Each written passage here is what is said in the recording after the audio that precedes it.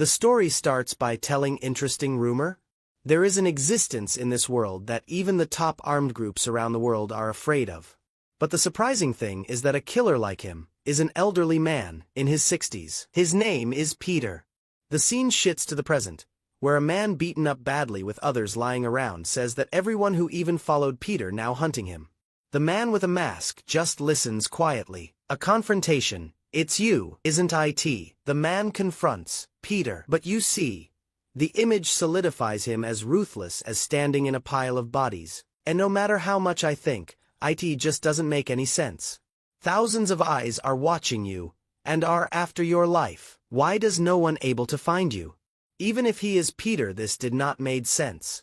Peter asks him if he wanted to know the answer. Peter, amidst more fallen bodies, declares, even if thousands, and oh, even hundreds of thousands of eyes are watching my every move, you guys will never be able to find me. The wounded man watches in surprise as he could not believe.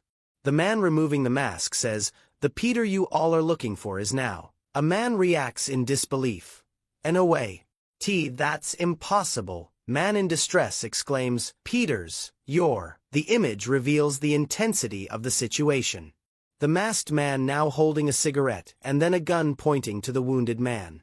Now, a new scene unfolds to 3 months before this all happened. Someone is desperately trying to stop on call Amar, BAE, saying, I told you before. You can't keep doing this, while Peter opens up his store. Peter standing in the wait for customers, while outside voice, if you keep ignoring calls and don't come in for a hospital visit, you'll die in less than 3 months. Now Peter is taking his medicines because of his age. This adds a ticking clock to the story. Peter, carrying books, states with grim determination, I'm not afraid of death. I've been handling life and death situations for the entirety of my life. I've given 50 years of my life to the organization. And I don't regret a thing from my life. Peter's thoughts conclude with, I lived a life of no regret. I did. Finally, Peter reflects, now that I think about it, And then it's revealed, I've never taken a picture of myself before. This adds a layer of humanity to the ruthless killer. Now, a young woman enters. Peter observes her and her clothes, before welcoming her with a great smile. The miss wanted some used textbooks, so Peter asked if she wanted the latest ones. She adds that it's for her younger sibling. Peter asks her is she from high school, to which she agrees. Peter added, judging from your name tag color you're a senior? The girl's in shock, asks how does he know this much, while Peter explains him knowing everything in the neighborhood. The girl's eyes focused on something says, this is not what I was planning on buying, a fully sealed textbooks kept on the table. She then explains, only have 1,001, so I can't pay for all of these. She also notices, these are not even used, right? Peter generously replies, I don't need these anymore, so I'll just give them to you. It's all right, Peter tearing the packing of the books here. These are now used, right? The young woman protests, you don't have to do that. Peter, with a knowing gaze, replies, I know just how much you adore your younger sibling, so be good to them while you still can. Now, the young woman's expression hardens, or else you'll regret it, Peter declares. Suddenly, the young woman looks at Peter and asks, Grandpa, no, Gramp Juicy, Juicy, no, Gramp Juicy. The young woman seems unsure how to address Peter.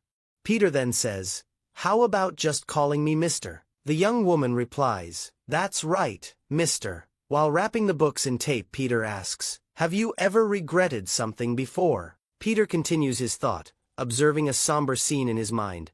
The longer you live, the more regrets you have. However, a small girl crying while someone holds her. Peter thought, there's nothing else we can do. This is the only way both you and your daughter can live. Peter with regretted eyes says, you can never do anything about things in the past that you regret. With the words Peter's current reflection concludes, you probably won't know what I'm saying, so always take care of your younger sibling. However, the young woman with a knife going for an attack while Peter says, and just turn back and go. I won't kill you if you do. Her inner thoughts reveal, how did he know? Peter explains, I've memorized the faces of every single student from that high school. Peter remarks, you said you're a senior, yeah? It's a pity. That school was built only 2 years ago. The young woman's surprise is evident as she thinks, I'm wrapped around his fingers. Peter continues. The final nail in the coffin is that I've spent my whole life smelling the scent of blood. Did you really think that you could cover up the scent of a knife with a poorly made perfume? The young woman realizes. He was playing me from the start. Things have already come to this, so I have no choice. Her eyes widen in shock as she thinks. What the heck? I'm the one holding the knife. But why? Does it feel like I'll be the one to die? Peter lunges to the young woman as she thinks, but to her surprise, he only kept the books that tapped. Peter putting the leftover tape away. Take the books. I know the things you said about your sibling are real. Women in awe while Peter continues to say that he has been doing this for 50 years and he can tell things from the eyes. He added she is from the Glory Orphanage as him as well, and the orphanage is not changed at all. Peter explains further that in their organization if voluntary service fails then plan become into play, Peter extending his hand to catch the woman. Catching the woman by throat she thins. What is he taking about? Suddenly, two men coming from above armed start shooting at them as soon as they land. Peter dives to avoid the bullets and save the woman. Peter telling, if a mission fails, the volunteer too I be neutralized. The young woman on the ground thinks, wait, it went through his stomach. The man continued to shoot while Peter running off to the side and pointing his gun at them. Another figure restrains the young woman, who struggles and gasps. Peter's eye widens in shock and pain. He is then brutally punched, he thinks. My body won't move according to my will. One of the attackers wonders, what's this? Is someone like him really Peter? Finally Peter, seemingly defeated, lies on the ground as one of the figures states, your objectives outrank everyone and take the #1 place, and your reputation's the greatest. The man codename revealed to be Octopus adds that even Peter is nothing when it comes to disease. Peter struggling asks to tell him the reason behind trying to kill him. Octopus replies, the boss does not like you. Peter in shock asks why. By not giving him answer he just says that if you go out there will be thousands chasing him for his head. Then, a group of armed men point their guns. The text says, the water's already been spilled. Because. Man says, the bounty on your heads, 7.6 billion won. Peter replies, 7.6 billion?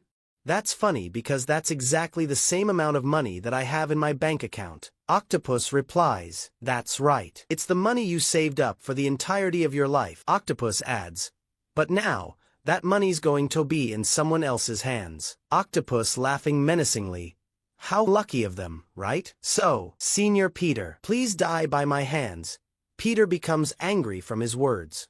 A sudden punch on Peter's face comes following many punches on his whole body made him spit blood from his mouth, while the man hitting him insults him even more. After punches he throws Peter in the wall as he slams the wall with huge impact. Then, Peter is shown lying on the ground, seemingly unconscious, with one of his attackers saying, I think he's knocked out? I was excited on the way here but things were taken care of so easily. Octopus Man approaches him seeing Peter laying down.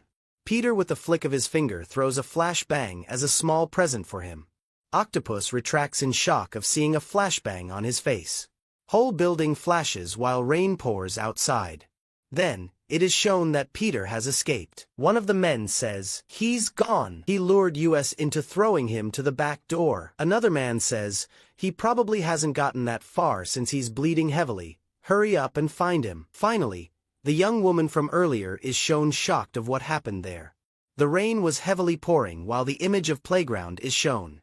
Peter lying there out of breath thinking, I couldn't even fight back properly. I've gotten old. Peter continues to think, looking back, followed by, my life was the organization itself. An image shows many people sitting around a table with weapons. When the others held a pencil in their hand, I bled 365 days a year to learn how to hold a knife. Peter's thoughts continue. When others went on dates and learned love, I had become a Russian spy, living with frostbites 24/7. When others were learning how to use SNS networks, I learned how to wiretap and eavesdrop until my ears were bleeding. When others started a family and led a normal life, I was fighting in the middle of a terrorist group to survive. I worked with my life on the line for years. But the situation changed when the new boss took over. Now, a panel shows a silhouetted figure sitting in a chair, saying, "I'm becoming senile, and I had my hopes up because Peter's reputation was through the roof. But you're not sick and soft," with a visible sinister smile, saying, "You need to be discarded." Now, Peter, lying injured in the rain,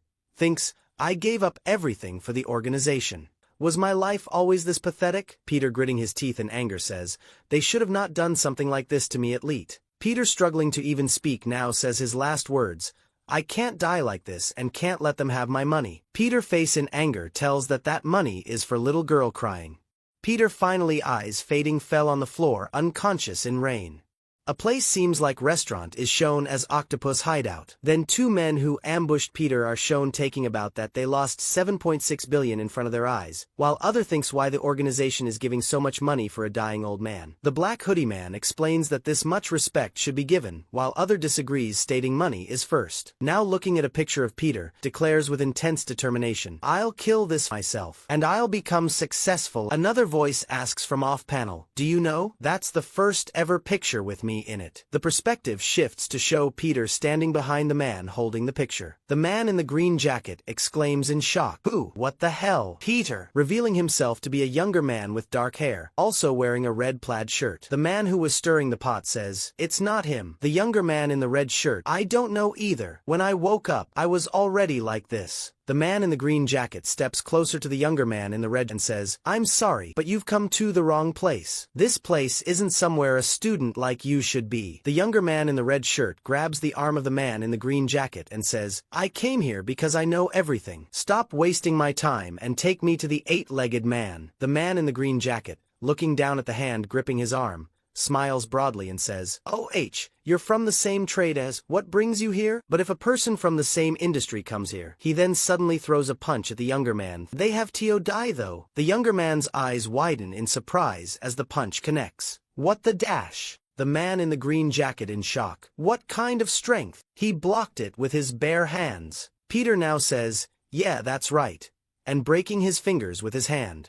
The man who was stirring the pot yells, as he lunges forward with a knife, gets punched several times in split of a second. The man in the green jacket, now wary, asks, "Who sent you?" The younger man replies calmly, "The ones that have mastered handling cutlery ARE, third class." The man in the green jacket looks bewildered. The younger man continues, "Those who mastered all weapons are second class, and the first class use anything and everything as a weapon." The younger man's grip tightens further. The man in the green jacket exclaims in disbelief, "Octopus legs? What?" The green jacket man lunges at him with a knife, no understanding what was he saying. Peter with a whip disarms the man first, while the green jacket in shock. Peter grabs the man with tentacle. Green jacket, suffocating, got spun around the room, and finally seeing the pot in front of him, was smashed in it, making all the food fly out. Now the knocked out man asks, "Who are you and why?" collapsing. Peter picking up the photo of his bring the memory of the octopus and what happened that day. Peter looks at the picture, says, "This is the only picture you guys have of my face?" Now again in thoughts, Peter, a man that was once called the best in the field, had become the younger version of me when I opened my eyes. The perspective shifts to a close-up of the younger Peter lighting a cigarette. Even if thousands of people die thousands of times and wake up, the old Peter that they're looking for is younger Peter's face, his eyes glowing red as he holds the burning picture of his older self, already dead. A sleek, black Mercedes, a phantom in the downpour, sped away. Inside, a sharp-suited man received a terse update. "Peter's going underground. We need him before the official lockdown." His companion, a woman with eyes like chips of ice, "His time is almost up anyway. Maybe he'll do one last good deed for his juniors." A sudden intrusion shattered the tense calm. A young man in a blood-red plaid shirt burst through a door, his face a mask. Inside the opulent dining room, he stood alone, a golden object clutched in his hand, declared, "Octopus, you've bought yourself some time." A stark shift to station normal life going on, then everyone watching a man in shock. In a bathroom, young man stripped to the waist, his muscles coiled, stared at his reflection. "This can't be real." His bullet wounds and even cancer pain has gone, he seemed to mouth. He was in shock as he turned back to younger self. This was also a huge benefit, as no one could now recognize him, and will only see Peter traces but not old him. Now his shirt not fitting his new body made him thought of getting new clothes. Elsewhere, whispers of 10 ml for Habens ad pay rippled through a bewildered crowd. Two-man taking about a woman, she received 100K this month check. A cruel voice cut through, her mother's dying, no money for medicine. Should have read the fine print. The man wore LVS cloths with that money while and pretending to be thugs. They were stopped in mid-sentence by Peter. Man greeting him, "Hey there young man." While Peter stated it's a non-smoking area and to smoke outside, one man cursed at him and asked him did he say that to them. Peter argued with them while they threatening him to beat him to death if he don't respect his elders. A fat man slapping him saying that he is letting him off toady as he is feeling good today. Peter walked off as to not waste his time with these people and locked the door beside him to finish this quickly. He coming again for them as they both could not understand what was he doing. Peter reeling up his delve saying to show what happens when you don't respect your elders. The fat man getting ready to slap Peter while stating, to kill him today. Before he can even react, Peter throws 2 punches at the man making him spit out water, and final punch to end him off. The other man taken aback pulls out a knife asking who is he. Peter says that he don't know him but the knife is wrongly held. A warning, hold it wrong and you'll cut yourself. The wielder's rage erupted. Who said I'm gonna swing? Peter explains that stabbing person don't hold knife that way. A primal scream, a lunge. Peter dodges and hits him back. This made the guy furious for a sec. Thought he stabbed him. Peter stated with chilling calm, "I didn't even stab you. You'd be dead thrice over if I had." The man shocked asked again who is he, to which Peter replied, he don't knows what illegal things they do but if he knew his name, pressing his shoulder, he would have to die here. The man peed in his pants while Peter replied, he is going to live without doing illegal things now. A stark 01, illuminating a smartphone screen, the ghost of 7.6 billion leaving behind a chilling question mark. Peter enraged walking in suit thinks, he only advised to not touch the money at very least and doing all this in the end. Him now standing near eating place people chatting. His thoughts drifted to a place called Glory Orphanage, a seemingly benevolent institution from his past. 50 years had transformed the small orphanage into the Glory Club, a sprawling cartel with tendrils reaching into the highest echelons of power, all while cloaked in a deceptive guise of philanthropy. The young man's resolve hardened. This was a company he knew, a mask he intended to tear off with his own hands. A meat processing facility, the air thick with the stench of blood, carcasses hanging like macabre decorations. In the center of this horror sat a man, a sinister smile playing on his lips, addressing the young intruder with a chilling nonchalance. The man in the suit with the tattooed head, who coolly dismissed the young man, his focus entirely on the seated individual. The seated man laughing as he came alone in this dangerous place and still not afraid, and instead telling him that he is nothing in octopus eyes. Octopus stats to finish the matter quickly as it's less painful. The man smiling at his arrogant face as he was already ready with his men. Seated man in his thought, I know he is not one of 12 apostles, so why is he confident in this situation? He ordered his men to attack him while Octopus stands, him already ready for any attack from anywhere, chair fallen, then man on the ground in shock. What is this? How could a human, trying to speak while scared, now Octopus with menacing look states that considering the setup the flight was bland, isn't it? Octopus with bodies lying beside him and one in his hand twisting its neck. The man in fear say, stay away, increasing his voice even more as the octopus comes to grab him. The scene then shifted to the ornate interiors of Wadan. Octopus getting the info about the man defeated by someone and now evidence were left behind, accompanied by a woman with bandaged eyes. It's Peter, he said, thinking about how did he kill his man while on a deathbed himself. A conversation about his dwindling bounty dropping soon hinted that his actions needed to be taken quickly. He ordered the woman to notify him about his whereabouts when she knows. But the woman was deep in thought of old Peter goodwill act for her and protecting her, agreeing to his order while still in same thoughts. The door opened of the restaurant to their surprise someone else was already sitting there. The waiter asked the man what was he here for as today the shop was closed. The man states that he does not have reservation but have grudge. Octopus asking why did he press his tab or something while Peter agreeing and stating of his 7.6 billion. Octopus smiling face retracted to wide eyes and serious face ordering to close doors. You look like someone connected to Peter. You're not leaving this place alive. Not anymore. The octopus went deep in thought of who is this man. How does he have Peter info? He is not from Glory either and he did not have any info on him of what he is planning. Their internal speculations about Peter's identity. Peter's secret child? No, then a disciple. Peter always worked alone. The intense gaze of the tattooed man who ordered the lockdown meeting the focused stare of Peter. Then came the ultimatum, a casual gesture accompanying a deadly choice giving him two options: reveal Peter's location and live, or resist and die. Peter not wanting to accept any of the options. Lifting his gaze, chopsticks poised over a piece of octopus, a faint smile playing on his lips, he declared, "How about this? Option 3, I'm Peter, and I'm the one that killed your subordinates." Octopus tattoo etched onto his shaved scalp could only manage a bewildered, "What are you talking about? How does someone so young have such bad hearing?" "I killed those two people," as others vehemently countered. "What is he talking about? Peter didn't kill them. Why did this person attack us?" Found himself at the wrong end of a firearm, the cold steel pressed against him as a demand echoed. "Student, just know this is a real gun, so answer us honestly. What's the relation you have with Peter?" The scene shifted. Peter watching the woman he met at store while the woman is in defense mode with a knife. A dangerous bargain was struck. "Want to know?" "I do." "Then there is one method." "What is it?" The reply was a chilling proposition. "You need to kill me." "Is that so? How convenient." Octopus with a huge smile on his face. Another man leveling a gun. "That's what I'm best at. Just make sure he can breathe." The gun erupting. But before that a chopstick sent flying to the man's throat. A woman, witnessing the aftermath, voiced her disbelief. "This doesn't make sense." ID went through his vitals. The precision of the attack was unsettling. A hand swiftly reaching for chopsticks carried an unspoken weight. A man observed the unfolding events with a mixture of awe and intrigue. "He seems to be my age. There isn't anyone in Glory Club that can do this. No, there isn't anyone in the country that can do this. How cool," he mused. An unexpected offer cut through the tension. A man, standing over a fallen figure, extended a hand.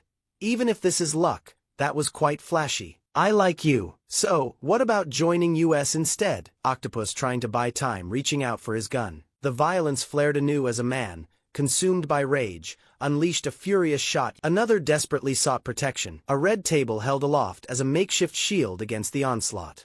Octopus grinning, stating to Peter that he is still a kid and don't know that a table can't block gunshots.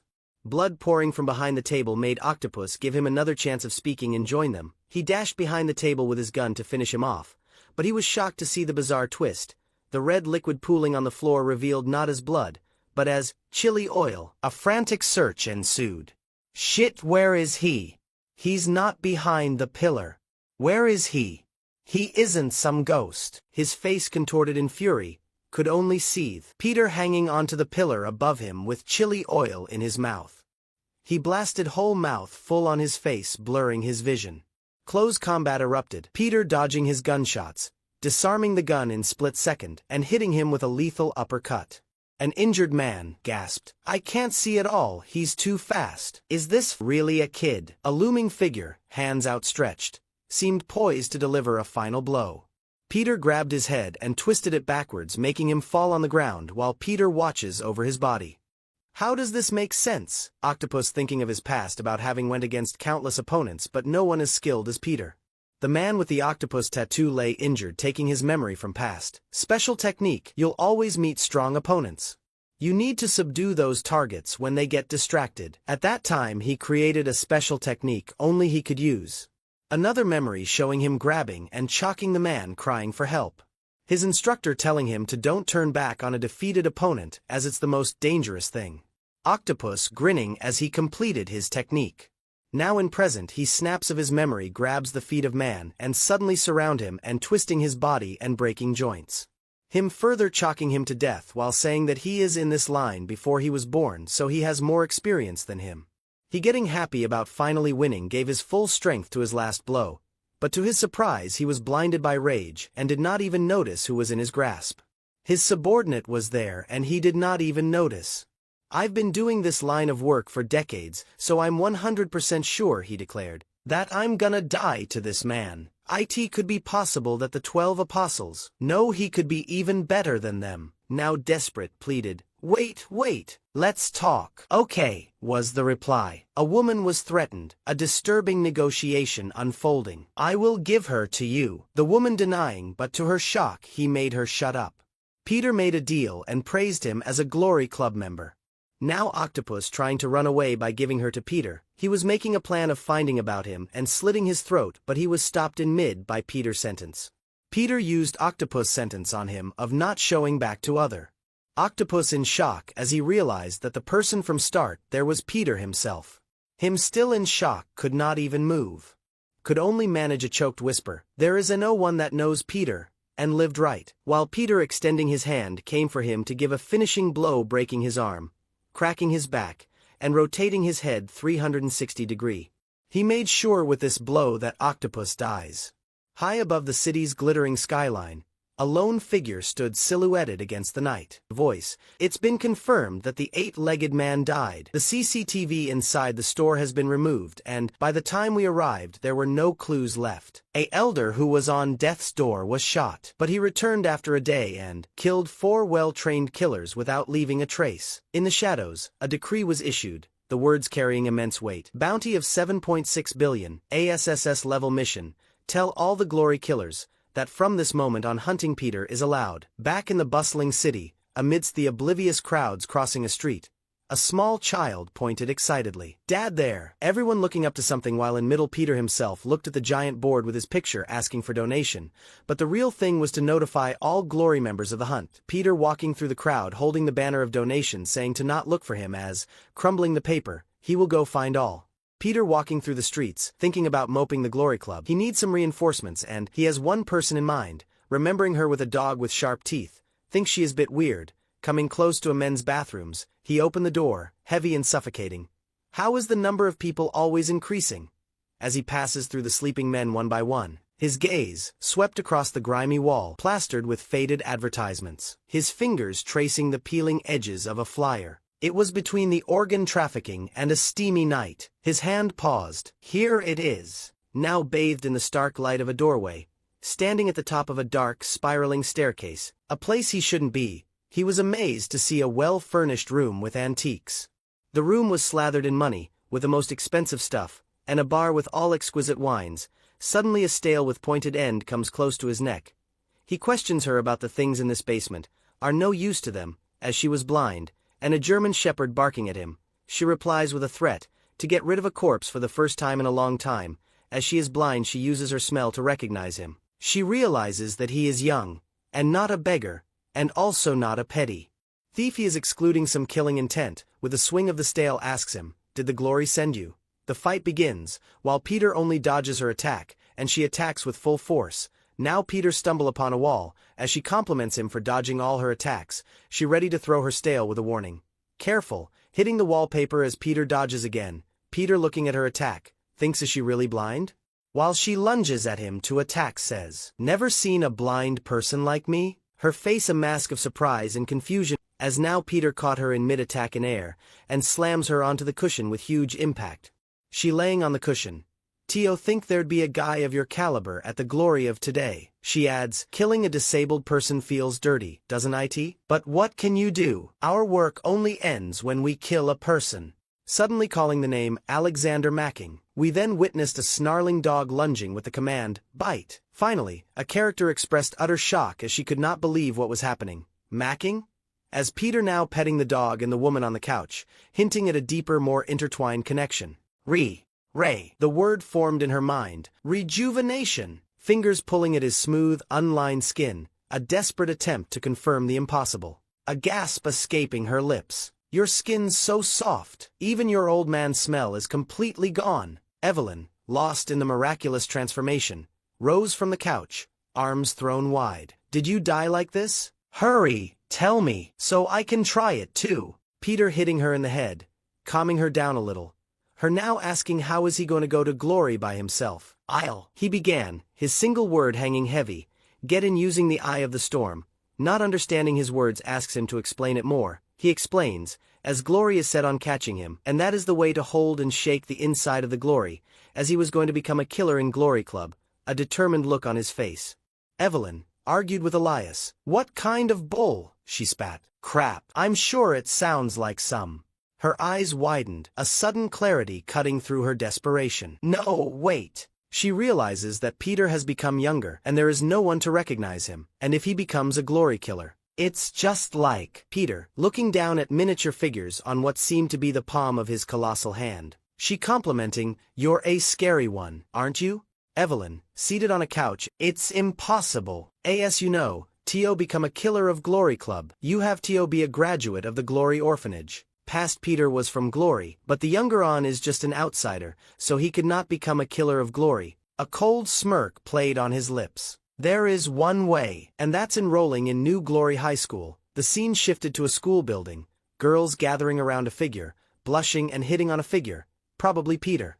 A murmur spread as a strikingly handsome young man, Kim Sunggu, entered. The whispers grew, captivated by his aura. One thought, his features are more well-defined than my own future. Students gathered, drawn to his charisma. We have to go to the auditorium. From the outside, it seemed like a normal school. But it was the school founded by the Glory Foundation. This wasn't just any institution, but the purpose of its existence is fostering killers. A man with a sniper rifle perched precariously, overlooking a struggle where another person was being subdued. As this was the only way to become killer of Glory Club and join a killer-intensive class. Then, a banner unfurled across a massive gymnasium, declaring the 14th National Dance Competition. Below it, the large hall was filled with a diverse crowd of students. Evelyn had spoken. "Like I said earlier, only orphanage graduates are sent to the killer class. Dio, you have a way to get in, or something?" Him thinking, just one. An exception. Walking towards the stage, his gaze sweeping over the assembled students. "It happens very rarely." A woman with glasses and a German shepherd by her side reacted with a look of stunned disbelief. The man's next words confirmed her fears. Checking the mic before speaking. "My name is Kim Soon-Gu and I transferred here today. Hobby, fighting. Specialty, also fighting. I am a killer." A wave of shock rippled through the audience. Faces contorted in surprise and fear. From the observation room high above the auditorium, shadowy figures watched. "And so I will make them scout me." He rephrasing his sentence, changing it to a killer that is good at studying. People start talking about him watching him on the phone. Then a fat man comes bumping a girl from its place, a group of people standing in front of Peter, while he thinks, they're falling for the good bait. The fat man calling for him, asking him did he seduce her woman. Peter in his thought, he did not know what he was saying but tears streamed down a face contorted in agony. This is a good setup to gain attention. His life with a woman he loved is shown, drinking with her, watching movies with her, and having his best time with her. And today his girl was stolen by Peter. Him in anger swings his punch towards Peter. His past is told as he was someone who conquered the whole district with his fist alone. For the first time, Peter avoiding his punch, dashing to him to counterattack. The fat man sensed death. Peter his eyes focused with a punch coming for the head. Fat man regret. "I'm sorry OPPA couldn't protect you, Yejin." The fist stopped at his head, his eyes still closed from fear. Peter only flicks his finger on his head, making a huge bump on his head, while others laugh at him. A sudden jarring shout sliced through the tension. A teacher came running, asking how did they fight in school, him grabbing his cheek asking about his father, who is probably dead.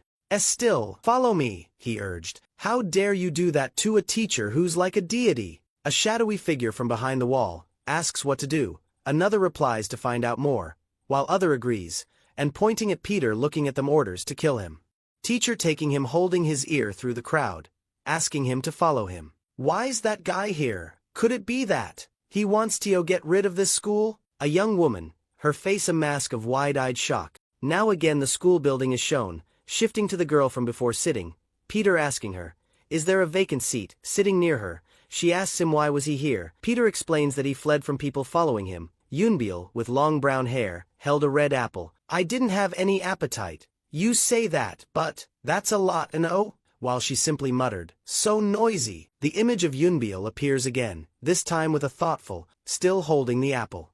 "Do you want to live?" A man kneels before a woman in a dimly lit, ornate room. Then, showing his older Peter photo, tells her to say he did it, and this will become her lifeline. "I kept my promise to you. So why did you come and find me?" "I didn't particularly come to find you." "Are you going to kill me now?" Unyielding response. "Words don't get through to you. You're only eating right now because I saved you." Yunbil bristled. "What do you mean? I survived on my own. You don't know anything. What kind of place this is, how scary this place is. Do you think an outsider like you can do something? His serious gaze held a profound weight.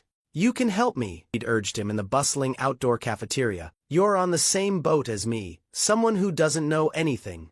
I'm counting on you. Yunbil, correcting himself, N.O., Lee Yuna, her real name, she in shock watches him back, but to her surprise he was already gone from there. The scene now shifting to athletic competition. A person close to Bolt, with 400-meter sprint record holder, was beaten easily by the new student, who is Peter Easily, after raceman start crying in corner, while a shadowy figure watches Peter. Another test was his eye test. Easily reading all the numbers. An eye patch covering one eye. Around him, astonished students exclaimed he could see even 6.0. Oh, same shadowy figure lurked in the background, adorned with extravagantly cut, vibrant red and white fruit slices. Everyone, what we're going to learn today is how Tio cut fruits extravagantly, everyone telling him to be careful before using a knife. Now he holds the knife, seeing its sharpness, made a huge rabbit out of apple. Everyone remained astonished, while the same shadowy figure watches him. Scenes shits with 3 students bullying the teacher. I don't want to clean, so what are you going to do? Overpowering him by number, they all insults him, showing his image on phone asks. What does your dad do? Faking outrage. Do you want to get your teaching license suspended? Why, you rascals, he roared, pointing a trembling finger. For violating my authority as a teacher. A mocking voice from the back cut him off. Teacher authority, my ass. Throning him back on the ground. Moments later, he was cowering on the floor, surrounded by the triumphant trio. The student with the phone grinned. Let's upload what we recorded on TikTok. The views will be sweet. Just then, a figure appeared. A new transfer student, dressed in a sharp suit, carrying a blue trash bin. Immediately asked, did you hit the teacher? Even if I did hit him, what are you gonna do? The young man with the green shirt, if you don't move, spits on his clothes, and laughing at his own actions, Peter glares him back, while they threaten him to go from there, or just die quietly, he bellowed, his fist a blur of unstoppable force. Peter dodging his attack to his side, while he still tries to hit him. As the man friends laugh at him for not even hitting Peter once, the man thinks why he cannot hit him, as Peter watches his every move coming his way. Now finally Peter holds him and with a low kick, the man falls on the ground. Another figure comes from behind. Eat this brick, son of a gun! A brutal final killing stalking blow, crossed the man's face, breaking the brick with a single punch, left the man in utter shock. Then came the moment of reckoning, a scene steeped in bitter regret, faces etched with apology. Surrendering to the power, which is Peter, all of them respects him. Are you okay, teacher? Sangwoo asked. Teacher replied. For a student to fight again in front of a teacher. Peter stooped to pick up a dropped phone. It seems they left their phone. Why, you rascal? Are you pretending like you didn't hear me? Teacher asking him. Now teacher lunged at Peter from behind to attack him. As expected, he replied, with a smile on his lips. Added his eye for people is accurate. Peter not understanding asks, what does that mean? As teacher says he is not normal and as evidence, look at my cup. You didn't spill a single drop while fighting. Asking him watching the cup, where did he learn it? Correcting himself. Why did you learn it? He questioned. The air thickened with a sinister intent. A low, guttural voice resonated. I want to.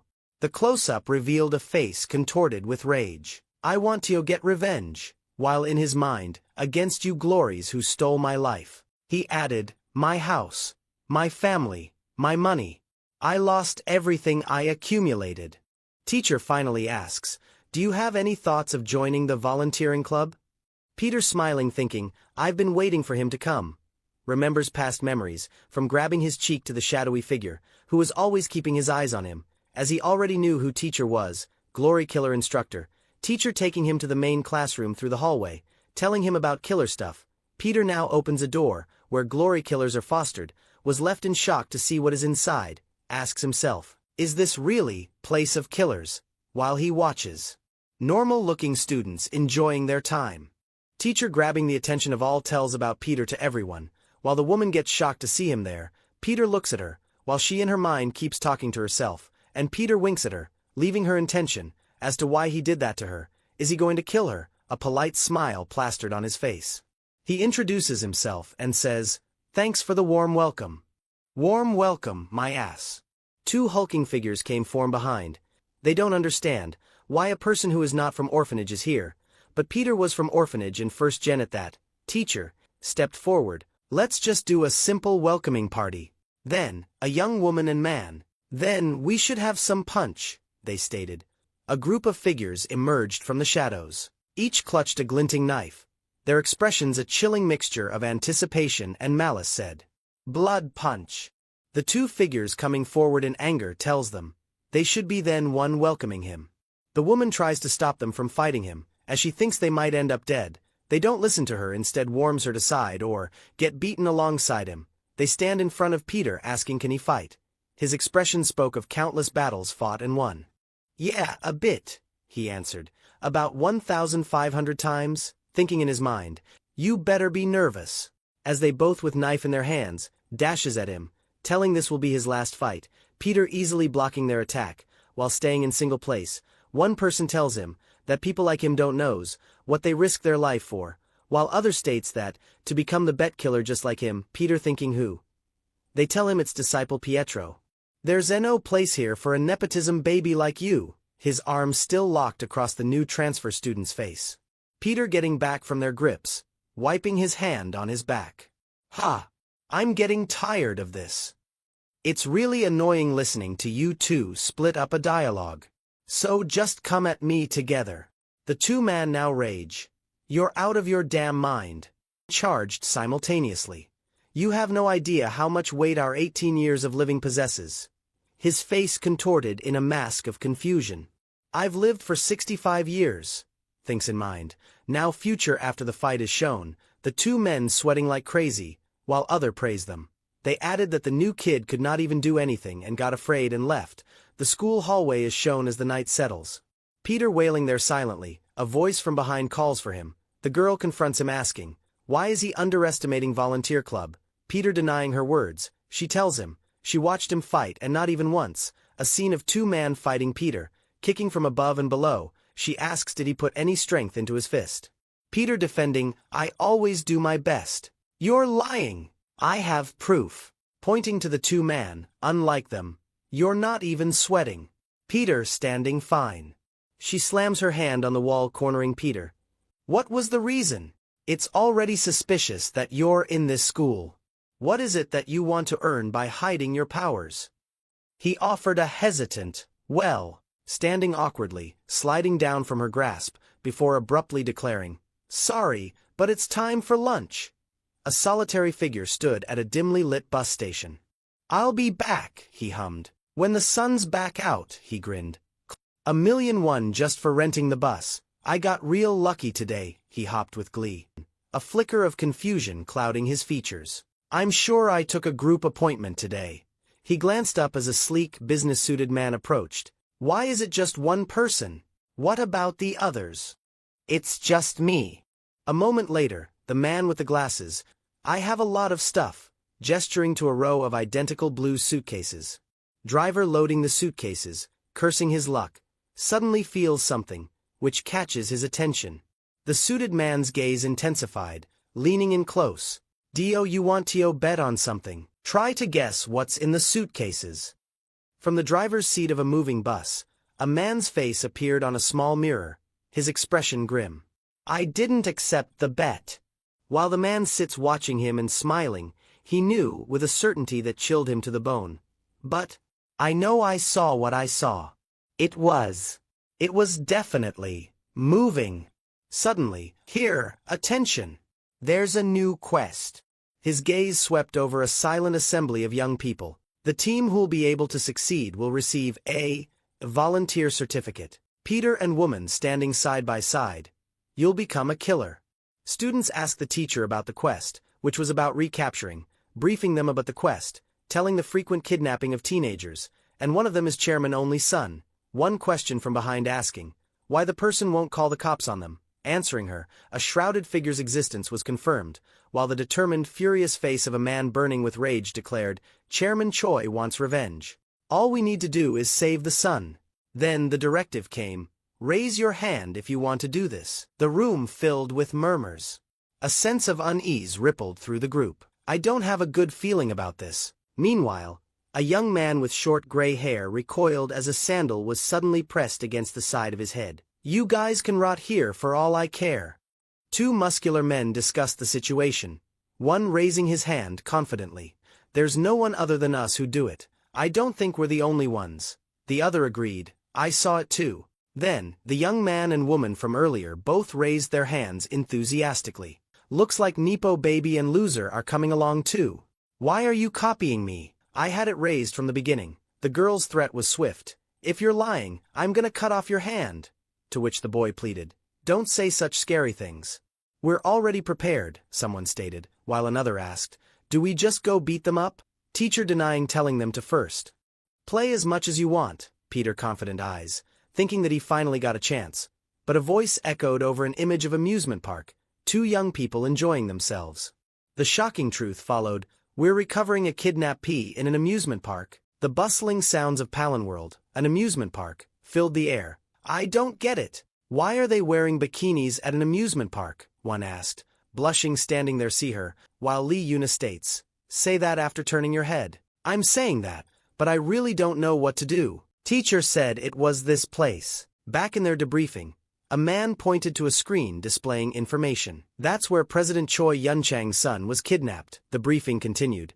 "You guys need to secure the hostage and take down the kidnapper." In present, she thought. "That's cool and all. The problem was, but we only know that he was last seen at Palinworld. There are no clues within this huge place," she concluded. "But what about him?" referring to Peter. "Can he work around this situation as well?" Lee Yuna further thought. "It seems as if he knows everything."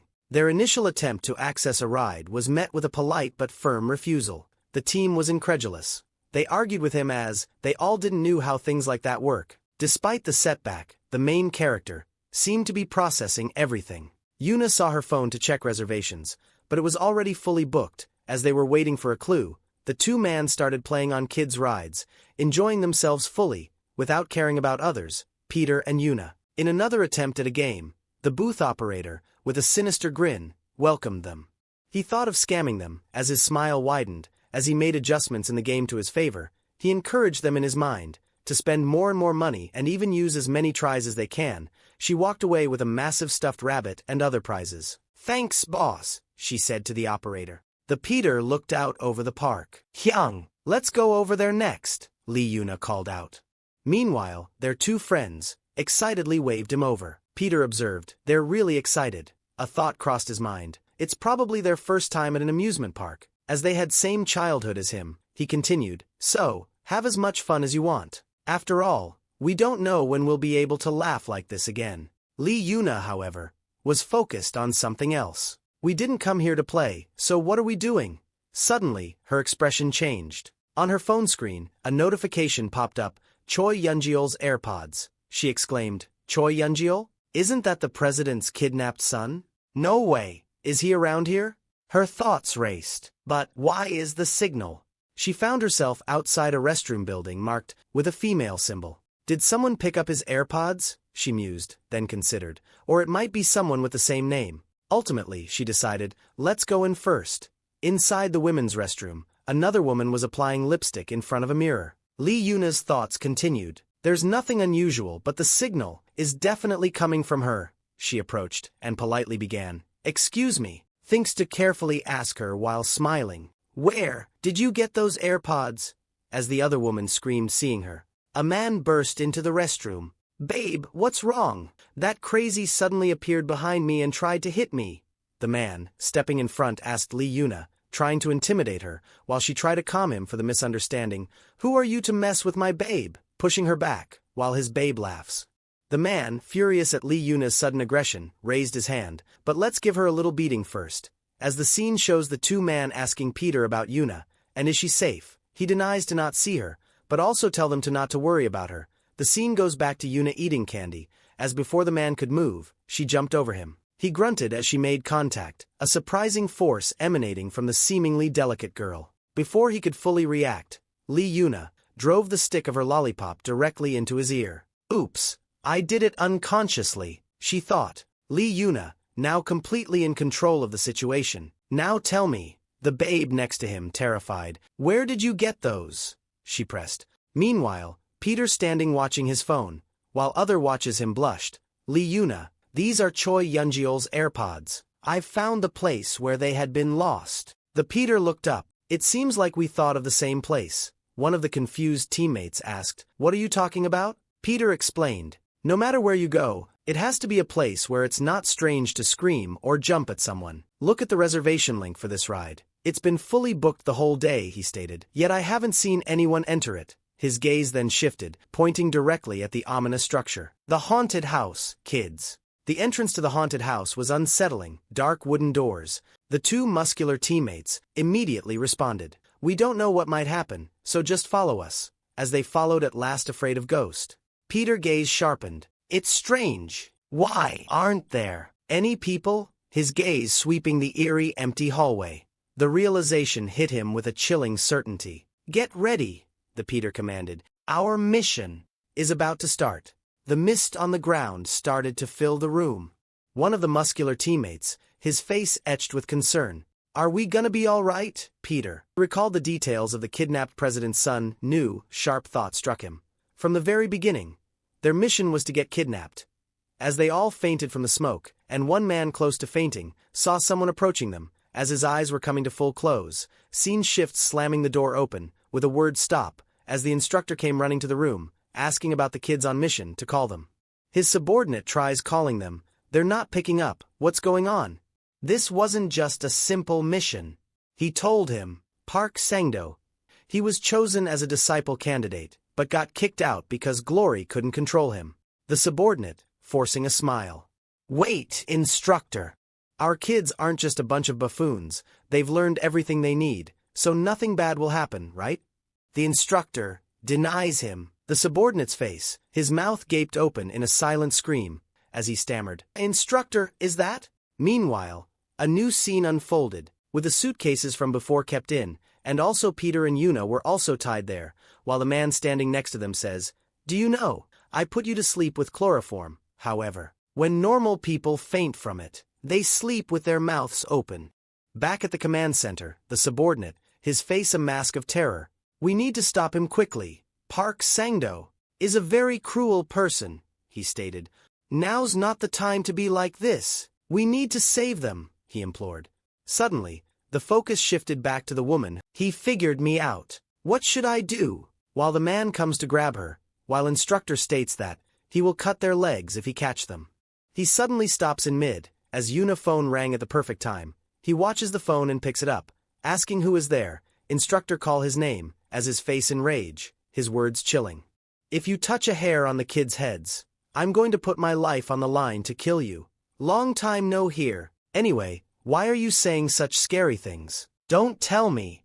Are you worried I'll turn the kids into cripples like you, Sunbae? As instructor face contorted in anger, he adds, since we're talking, shall we make a bet? When you get here, how many pairs of legs will still be intact? If you guess correctly, I'll spare Choi Yunchang's son, but if you're wrong, his subordinate thinks. Why is instructor? Trembling, as the instructor was in despair to hear his words, the two men awoke, as they called for the man, to fight them. The man also stood up, leaving the two behind, while he tell the instructor to hurry, as he is going to start soon. Yuna, who watched Peter sleeping, gets disappointed in him, as he was sleeping in such dire situation. She thinks to do something, untying her shoelace, as she lift her leg to his face. Peter confronts her, as he was not asleep all that time. Yuna immediately backpedaled. You don't misunderstand. I was just trying to wake you up. I'm using what I've learned in training, she announced. You do it too. What do you mean?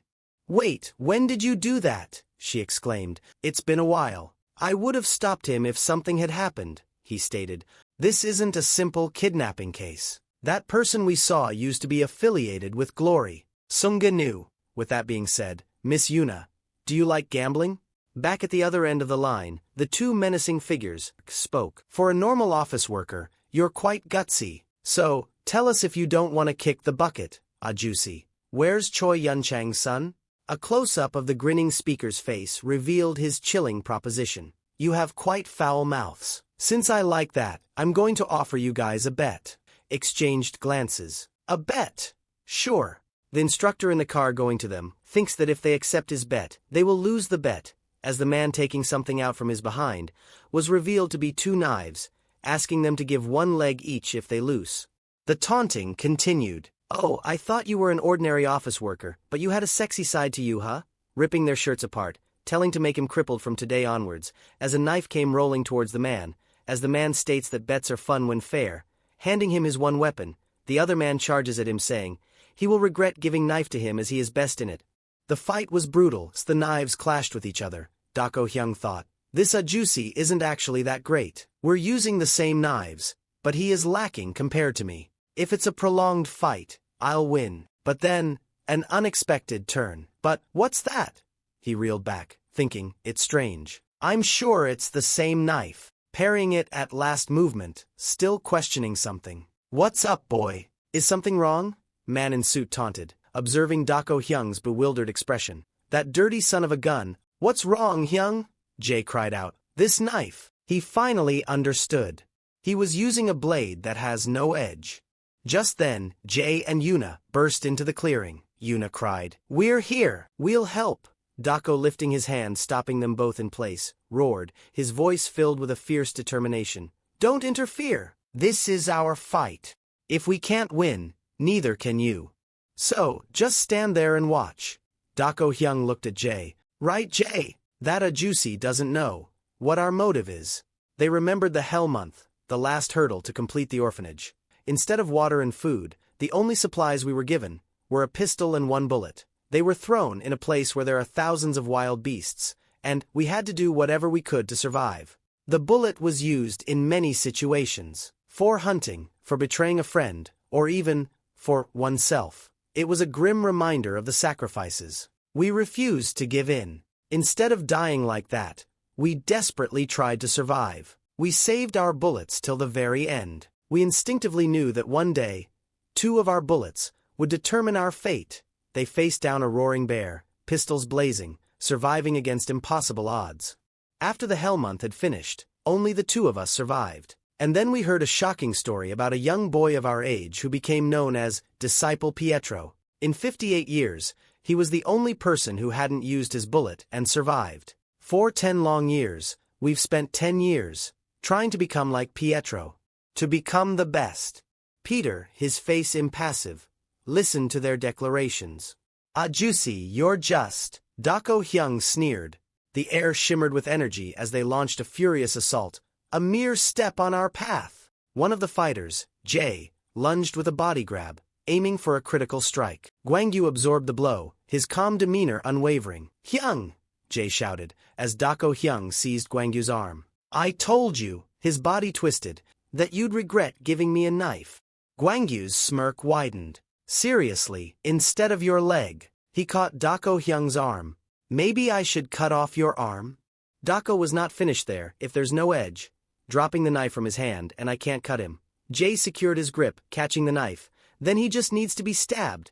The glowing blade of Dako Hyung's knife slammed against Gwangyu's chin.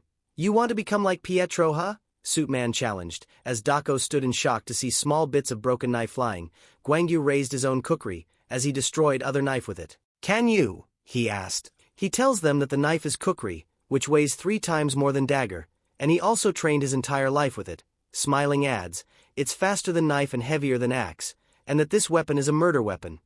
His rank is revealed to be A. Both man dashes at him, thinking of how he can use heavy knife without restrictions, as Suit Man also dashes towards him, man still thinking that he is not ordinary, and is a total monster, as he twists the vitals parts of both men, defeating them. As they were falling, they ordered Yuna and Peter to run away. Yuna screamed their names. Suit Man assures her that they are not dead yet, but still he needed to collect his winnings, smiles calmly, as he goes to swing his blade to cut one leg each, from the 2 unconscious men. The instructor shouts in car as he drives closer to them, to not touch them please, and instead he will give his ither leg for them. Yuna gasped in shock, thinking that he is really going to cut their legs. A voice came, making the man stop and watch him, asking him to make a bet. Peter steps forward, telling to double the stakes, and he could take his arms or even neck too. The man smiles, accepting his bet, throws one of his weapon to him too, asking him he does need a weapon, right? Yuna screams to not take that as that knife, cutting her in mid-sentence. Peter denies to have his weapon, as he already held something, a tray with flower design, telling him this will be more than enough for him. Suit Man with wide grin, ask him a tray, merely let out a mocking laugh, to see such a weapon against his sharp knives. How fun!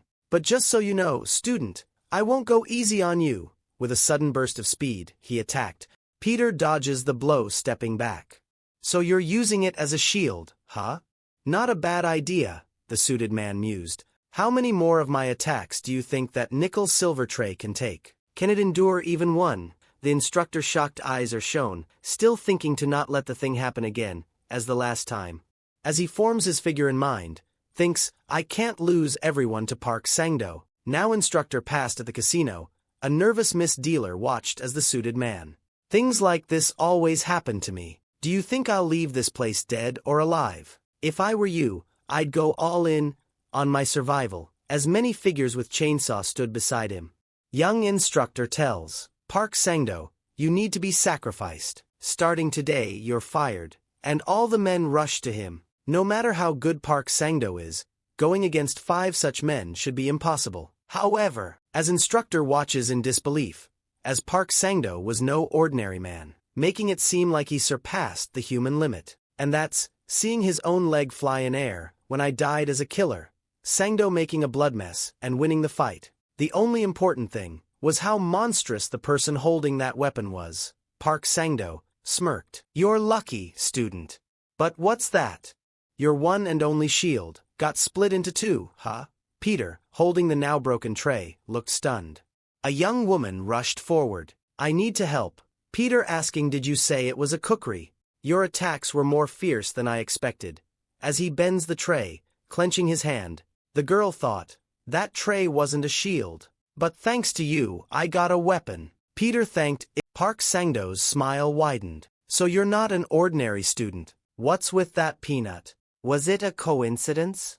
No, it's too much if I consider what happened before as well. I thought I cut him, but at that moment, he backed off. Not only did he save himself, but also got 2 weapons out of a tray. Takes out his suit. I don't know where you learnt your tricks, but they won't work on me. Throwing his suit at him, blocking his vision, whether it's a coincidence or his intention, I just need to confirm it. Dashes to the opportunity created by him, swings his blade at him many times. Smiles as he won. I knew it. A kid is still just a kid. But then, a flicker of confusion in Park Sang-do's eyes. I'm sure I felt him being cut, so how? As Peter came from behind for his neck, held up a torn, stuffed object. A cushion. As the blade sliced Sang-do standing, he steps back from the fight. A thin line of blood trickled down from Park Sang-do.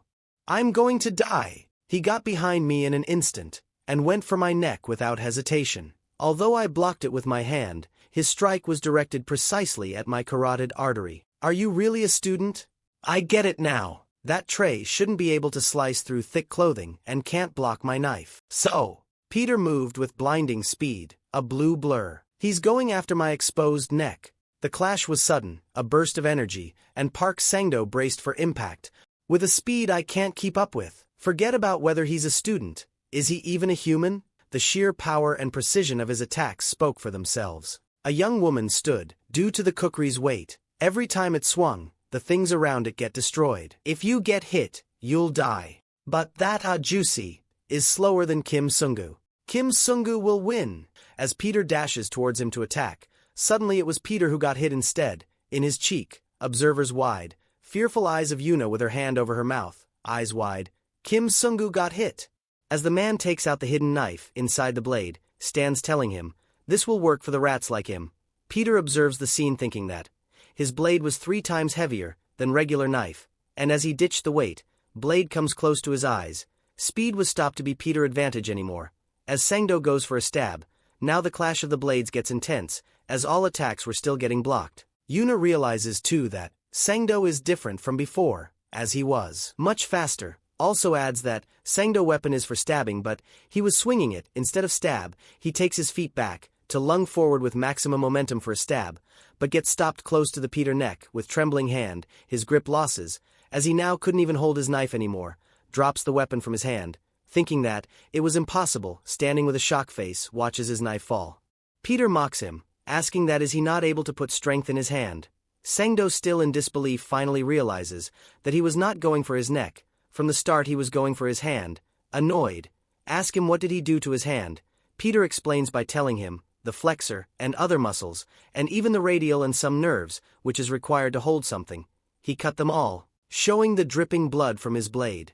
He adds that from the very beginning, he never planned to kill him, as he was stood as an imposing figure from the two. Sangdo trembles, as he couldn't accept that, as the guy in front of him, was not student or a child, trembling in fear, thinks just how many have he devoured, as Peter moves forward, similar to the beast who don't let their prey go alive. He now remolds the shape of the tray again to fit his fist, stating that he will now show him how a rock gets destroyed by an egg.